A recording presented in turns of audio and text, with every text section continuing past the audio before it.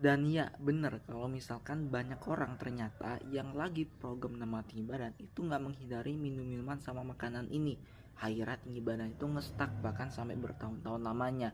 Itu nggak nambah-nambah tinggi badannya. Ada yang ngestak di 160, ada yang ngestak di 150 dan lain sebagainya, banyak lagi ya.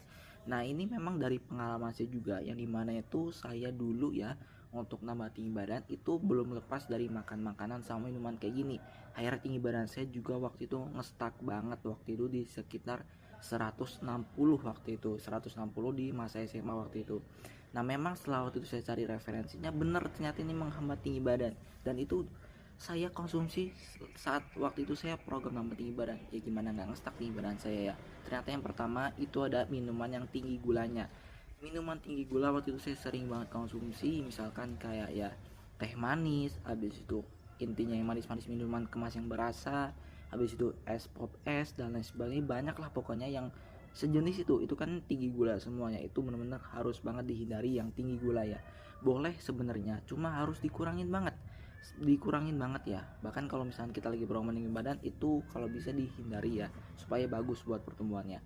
Habis itu yang kedua, makan makanan yang misalkan junk food, habis itu yang tinggi garamnya, natriumnya, habis itu yang ciki-cikian dan sebagainya. Pokoknya itu yang harus hindari dulu, soalnya saya nggak menghindari itu, masih konsumsi, akhirnya tinggi badan saya nge-stuck juga.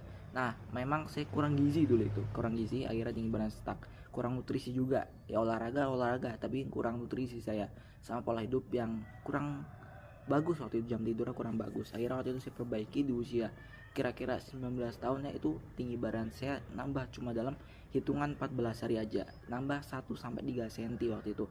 Nutrisi terpenuhin sama pola hidup yang bagus.